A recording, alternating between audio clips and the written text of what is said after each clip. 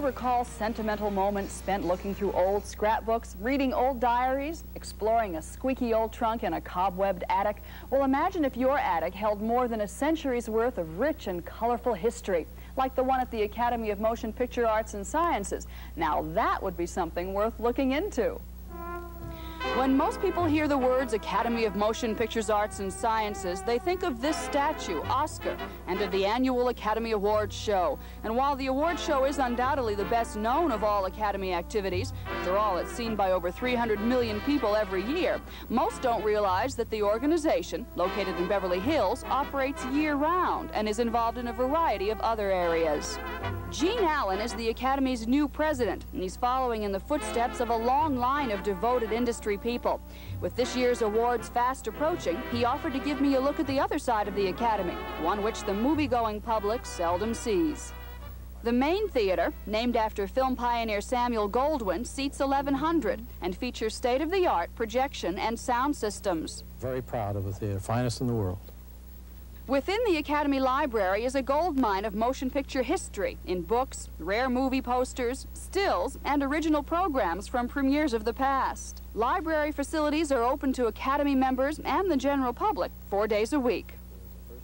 Also in the Academy vaults are predecessors of modern-day projection systems, including an antique shadow show, a magic lantern, which was an early form of a slide projector, and something called a praxinoscope. And if you'd peek through here, you would see Charlie Chaplin doing a dance as I turn this. Oh, sure enough, look at him with his cane. Well, that's terrific. Through the arch and everything, the proscenium. Right. That's great. The Lumiere brothers mutoscope is an ancestor of what we now know as moving pictures. She's in the bath. She's getting out now. And somebody's helping her get out. Whoops, somebody's drying her off. It's a little risque for the, turn of the century? Not really. I think, censorship came in a little later. Restoration and preservation of priceless films dating back to the turn of the century is an important function of the Academy. This 1905 film, The Golden Beetle, was one of the first hand-painted films and an early example of special effects.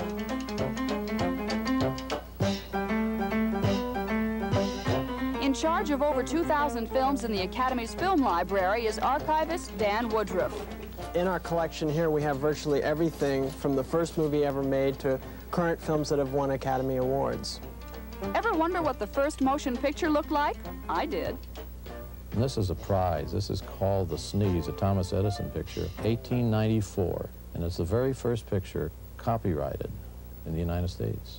Does that mean technically it's the first movie in the United States? It is the first movie. Oh, boy.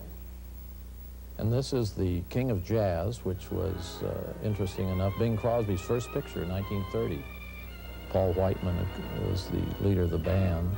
It's a very early color process, but it's a magnificent picture, as you can see. Terrific. What fun to be able to look at these.